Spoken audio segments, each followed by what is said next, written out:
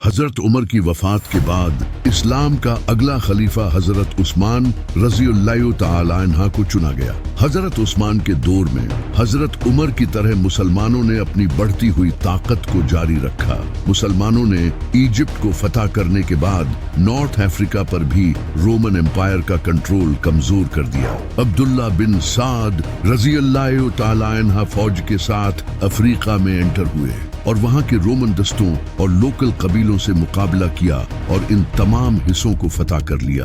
اس کے علاوہ مسلمانوں نے سینٹرل ایشیا کے کئی علاقے جیسا کہ خراسان، ٹرانسوکسیانا، ازبیکستان، تاجکستان اور قزاقستان فتح کر لیے اور آج کے پاکستان کے صوبے بلوچستان اور سندھ کو بھی فتح کر لیا۔ لیکن ایک دن حضرت عثمان کنویں کے پاس بیٹھے نبی صلی اللہ علیہ وسلم کی انگوٹھی کے ساتھ کھیل رہے تھے جو کہ ان کے ہاتھ میں تھی۔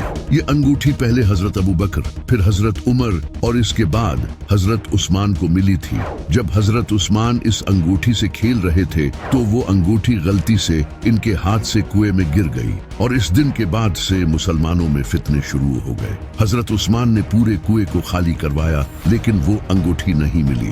حضرت عثمان رضی اللہ تعالی عنہ نے کچھ بہت ہی برے فیصلے لیے۔ انہوں نے اپنے رشتہ داروں کو نوازنا شروع کر دیا، جیسا کہ حضرت عثمان نے اپنے سوتیلے بھائی عبداللہ بن سعد کو ایجپٹ کا گورنر بنا دیا اور معاویہ کو سیریا کا گورنر بنا دیا۔ یہاں تک کہ انہوں نے اپنے ایک اور سوتیلے بھائی ولید بن عقبہ کو کوفہ کا گورنر بنا دیا، جس نے ایک دن شراب پی کر نماز پڑھائی۔ اس طرح حکومت میں ایسے بہت سے گورنر آ گئے تھے جو کہ ایماندار نہیں تھے اور مال کو صحیح طریقے سے خرچ نہیں کرتے تھے۔ جب امام علی علیہ السلام کو اس کا پتہ چلا تو آپ نے نبی صلی اللہ علیہ وسلم کی لکھی ہوئی ایک تحریر حضرت عثمان کے پاس بھیجی اور کہا کہ آپ اپنے گورنر کو اس تحریر کے مطابق مال تقسیم کرنے کا حکم دیں۔ حضرت عثمان نے آگے سے کہا کہ مجھے اس کی کوئی ضرورت نہیں، لیکن جو ان سب سے بڑی غلطی حضرت عثمان نے کی وہ یہ تھی کہ انہوں نے ایک ایسے انسان کو واپس بلایا جسے نبی صلی اللہ علیہ وسلم نے سالوں پہلے نکال دیا تھا اور اس پر اور اس کے باپ پر لعنت کی تھی۔ اس کا نام تھا مروان۔ یہ حضرت عثمان کے چچا کا لڑکا تھا۔ حضرت عثمان نے اسے نہ صرف واپس بلایا بلکہ اسے اپنی ایک بیٹی بھی دے دی۔ مسلمان حضرت عثمان کے ان فیصلوں کو لے کر بہت غصہ ہوئے اور وہ ان کے خلاف بولنے لگے، یہاں تک کہ عمار ابن یاسر، حضرت عائشہ اور محمد بن ابی بکر رضی اللہ تعالی عنہ جیسے بڑے اصحاب حضرت عثمان کے خلاف کھڑے ہو گئے۔ اسی طرح حضرت عثمان نے ایجپٹ کا گورنر اپنے بھائی عبداللہ بن سعد بن ابی سرا کو لگا رکھا تھا، لیکن ایجپٹ کے لوگ اس سے بالکل بھی خوش نہیں تھے۔ تو محمد بن ابی بکر جو کہ امام علی علیہ السلام کے بیٹے تھے، وہ ایجپٹ کے کچھ لوگوں کے ساتھ حضرت عثمان کے پاس آئے اور ان کے بھائی گورنر کی شکایت کرنے لگے۔ حضرت عثمان نے کہا کہ میں اپنے بھائی کو گورنر ہٹا کر نیا گورنر لگاؤں گا۔ تو حضرت عثمان نے انہیں سمجھا کر واپس بھیج دیا۔ جب محمد بن ابی بکر واپس جا رہے تھے تو راستے میں رات کے وقت انہوں نے دور سے گھوڑے کو دوڑتے ہوئے سنا۔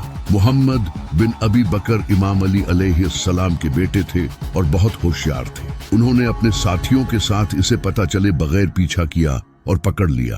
جب اس کی تلاشی لی گئی تو اس سے ایک خط وصول ہوا جس میں لکھا تھا کہ جیسے ہی محمد بن ابی بکر ایجپٹ پہنچے اس کا قتل کر دو۔ لیکن یہاں بہت بڑا ٹوسٹ ہے، یہ خط حضرت عثمان نے نہیں بلکہ مروان نے بھیجا تھا۔ حضرت عثمان نے تو خط لکھا تھا کہ میرے بھائی کو گورنر ہٹا کر محمد بن ابی بکر کو لگا دیا جائے، لیکن مروان نے خط کو چینج کر دیا کیونکہ یہ حضرت عثمان کا وزیر تھا اور اس نے اس خط میں لکھ دیا کہ محمد بن ابی بکر جیسے ہی ایجپٹ پہنچے اسے قتل کر دیا جائے۔ لیکن محمد بن ابی بکر اور ان کے ساتھیوں کو لگا کہ یہ خط حضرت عثمان نے بھیجا ہے انہیں جان سے مارنے کے لیے۔ تو محمد بن ابی بکر اپنے ساتھیوں کے ساتھ واپس مدینہ آئے اور انہوں نے حضرت عثمان کے گھر کو گھیر لیا اور ان کا کھانا پانی بند کر دیا۔ حضرت عثمان نے کہا کہ میں نے یہ خط نہیں بھیجا، لیکن ان کی بات کا کسی نے یقین نہیں کیا۔ حضرت عثمان کے خلاف ہزاروں لوگ تھے کیونکہ وہ سب ان کے فیصلوں سے غصہ تھے۔ امام علی علیہ السلام یہ مسئلہ پیسفلی حل کرنے کی کوشش کرتے رہے، لیکن مسلمانوں نے ان کی بات نہیں مانی۔ وہ چاہتے تھے کہ حضرت عثمان خلافت چھوڑ دیں۔ तो इमाम अली अलैहिस्सलाम ने अपने बेटे हसन और हुसैन को हजरत उस्मान की हिफाजत के लिए खड़ा कर दिया। लेकिन हजरत उस्मान के रिश्तेदारों में से कोई भी नहीं आया इन्हें बचाने के लिए। कुछ दिनों तक ये प्रोटेस्ट जारी रहा, लेकिन एक दिन कुछ लोग हजरत उस्मान के घर में घुस गए और उन्होंने हजरत उस्मान को शहीद कर दिया। लेकिन आज तक किसी को नहीं पता कि किसने हजरत उस्मान को शहीद किया था।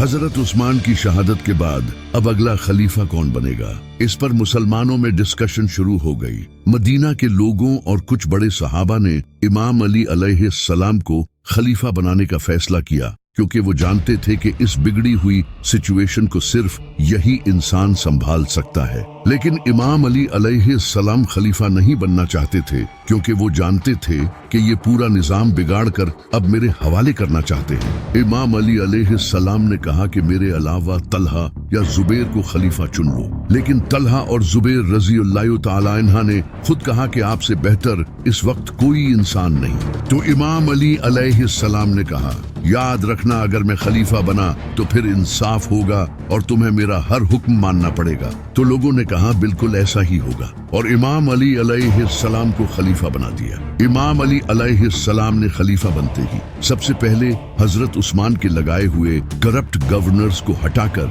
इनकी जगह नेक और ईमानदार लोगों को गवर्नर बनाया और करप्शन को खत्म किया जो कि पिछले गवर्नर करते आ रहे थे, और खजाने को अच्छे से मैनेज किया ताकि माल ईमानदारी के साथ तकसीम किया जा सके। इस तरह इमाम अली अलैहिस्सलाम इस बिगड़े हुए निजाम को ठीक करने लगे।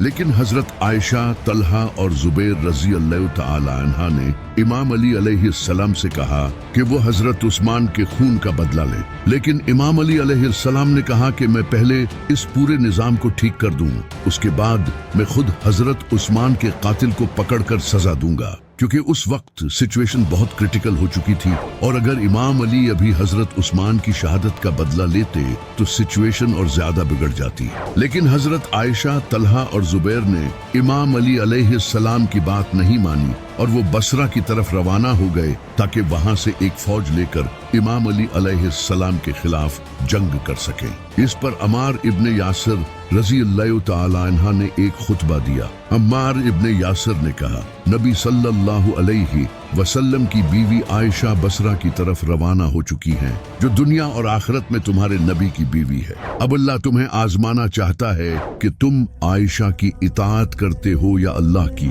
क्योंकि अली की इताअत अल्लाह की इताअत है। और ये खुतबा देने वाला शख्स अम्मार इब्ने यासिर वही इंसान था जिसके बारे में नबी सल्लल्लाहु अलैहि वसल्लम ने फरमाया था कि अम्मार सिर से पांव तक ईमान से भरा हुआ है। जब इमाम अली अलैहिस्सलाम को इसका पता चला कि हजरत आयशा, तलहा और जुबैर रज़ियल्लाहु ताला अन्हा बसरा में इनके खिलाफ फौज जमा करने गए हैं, तो इमाम अली अलैहिस्सलाम उन्हें समझाने के लिए कूफा से बसरा गए ताकि ये मसला पीसफुली हल हो सके। लेकिन हजरत आयशा ने इनकी बात नहीं मानी, जबकि इमाम अली का हजरत उस्मान के खून का बदला लेना बनता भी नहीं था, क्योंकि हजरत उस्मान तो इमाम अली के खलीफा बनने से पहले शहीद हुए थे। और दूसरी बात ये कि हजरत उस्मान के खिलाफ बगावत हुई थी, न कि किसी एक इंसान ने उन्हें शहीद किया था, और ये भी नहीं पता था कि कातिल कौन है। और तीसरी बात ये कि अगर इमाम अली अलैहिस्सलाम हजरत उस्मान के खून का बदला न भी लेते तो ये भी इनका हक था, क्योंकि खलीफा ऐसा बिल्कुल कर सकता है। लेकिन हजरत आयशा, तलहा और जुबैर ने उनकी बात नहीं मानी, उल्टा उनके खिलाफ बगावत शुरू कर दी, जबकि कुरान में आया है कि अपने अमीर की इताअत करो, और कुरान में अल्लाह ने फरमाया है कि जब कोई मुसलमानों का गिरोह बगावत करे तो इसके खिलाफ क़िताल करो। और जैसा कि नबी सल्लल्लाहु अलैहि वसल्लम ने फरमाया था कि कुरान अली के साथ है और अली कुरान के साथ, तो बस फिर इमाम अली अलैहिस्सलाम कूफा वापस आ गए ताकि इन्हें रोकने के लिए फौज तैयार कर सके। जब हजरत आयशा इमाम अली अलैहिस्सलाम के खिलाफ जंग करने बसरा से निकली तो रास्ते में वो एक मुकाम से गुजरी जहां पर कुत्तों ने हजरत आयशा रज़ियल्लाहु ताला अन्हा पर भौंकना शुरू कर दिया।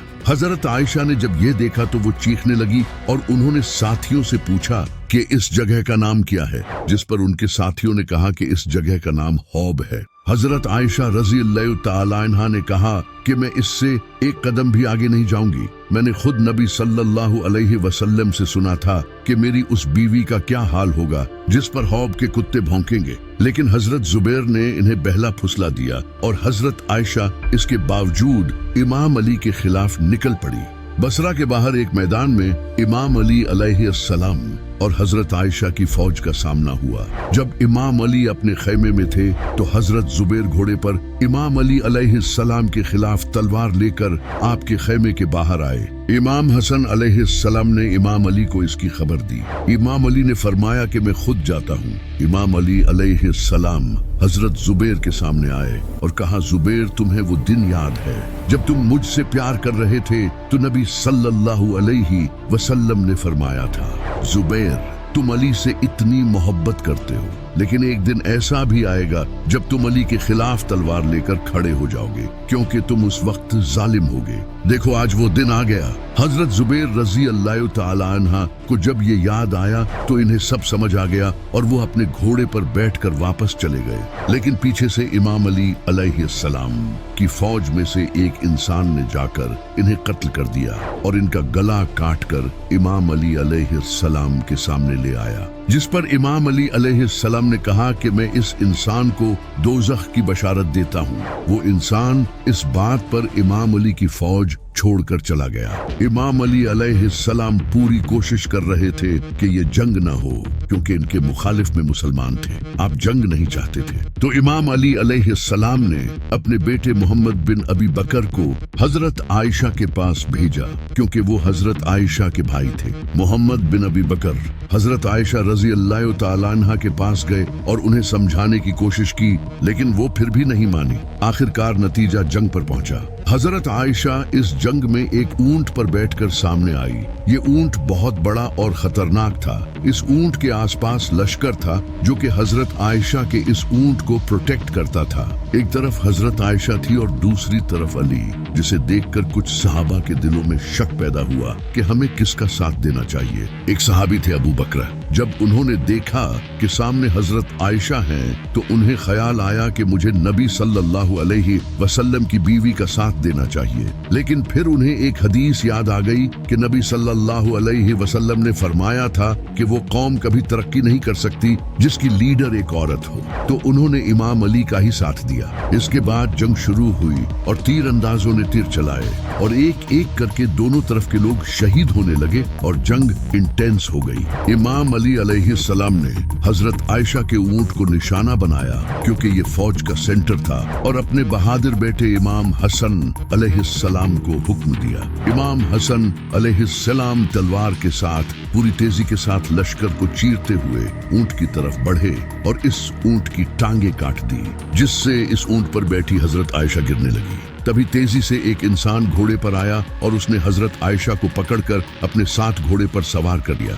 जिसे देखकर हजरत आयशा के साथी कहने लगे कि अली ने नबी की बीवी की हुर्मत पामाल कर दी। लेकिन जब हजरत आयशा ने देखा तो उस घोड़े पर इनका भाई मोहम्मद बिन अबी बकर था। हजरत आयशा का ऊंट गिरने के बाद हजरत आयशा रजी अल्लाह तआला अन्हा की फौज पीछे हटने लगी, तो इमाम अली अलैहिस्सलाम ने भी अपनी फौज को मजीद खून बहाने से रोक दिया और हजरत आयशा रजी अल्लाह तआला अन्हा को इज्जत के साथ वापस मदीना भेज दिया, क्योंकि नबी सल्लल्लाहु अलैहि वसल्लम ने इमाम अली अलैहिस्सलाम से कहा था कि एक दिन तुम्हारा आयशा से झगड़ा होगा तो तुम बस उसे वापस भेज देना। तो इमाम अली ने ऐसा ही किया। जब इमाम अली अलैहिस्सलाम ने अपने मुखालिफिन की लाशें देखी तो आप रोने लगे और इनकी लाशों को साफ करने लगे, क्योंकि वो सब भी मुसलमान थे। इमाम अली अलैहिस्सलाम ने फरमाया, काश मैं इस जंग से पहले ही मर जाता तो मुझे आज ये दिन न देखना पड़ता। ये सब नबी सल्लल्लाहु अलैहि वसल्लम ने पहले ही बता दिया था। आप सल्लल्लाहु अलैहि वसल्लम ने फरमाया था कि मेरी एक बीवी एक ऐसे ऊंट पर सवार होगी जिसके मुंह पर बहुत बाल होंगे और इसके आसपास बहुत से लोग शहीद होंगे, और आखिरकार ऐसा हुआ भी। इमाम अली अलैहिस्सलाम ने अपने मुखालिफिन की लाशों को भी इज्जत के साथ दफन किया। उसके बाद इमाम अली अलैहिस्सलाम ने बसरा को दोबारा से अपने कंट्रोल में ले लिया और वहां एक नया गवर्नर लगा दिया। जब हजरत आयशा जंग से वापस आई तो उन्होंने आकर अब्दुल्ला बिन उमर को कहा कि तुमने मुझे उस वक्त क्यों नहीं रोका जब मैं अली के खिलाफ जा रही थी। हजरत आयशा रज़ियल्लाहु ताला अन्हा अपनी इस गलती पर सारी जिंदगी रोती रही। कहती थी कि मुझे नबी सल्लल्लाहु अलैहि वसल्लम के साथ दफन न करना, मुझे मेरी सौकनों के साथ ही दफन किया जाए, क्योंकि मैंने नबी सल्लल्लाहु अलैहि वसल्लम की वफात के बाद बहुत बड़ी गलती की है। क्योंकि कुरान में आया है कि नबी की बीवियों अपने घरों में ही ठहरी रहो। और हजरत आयशा रज़ियल्लाहु ताला अन्हा ने इमाम अली अलैहिस्सलाम के खिलाफ जाकर ये गलती की थी, लेकिन इमाम अली अलैहिस्सलाम ने इन्हें मुआफ कर दिया था। लेकिन खतरा अभी टला नहीं था। इसके बाद एक और जालिम खड़ा हुआ जिसका नाम था मुआविया।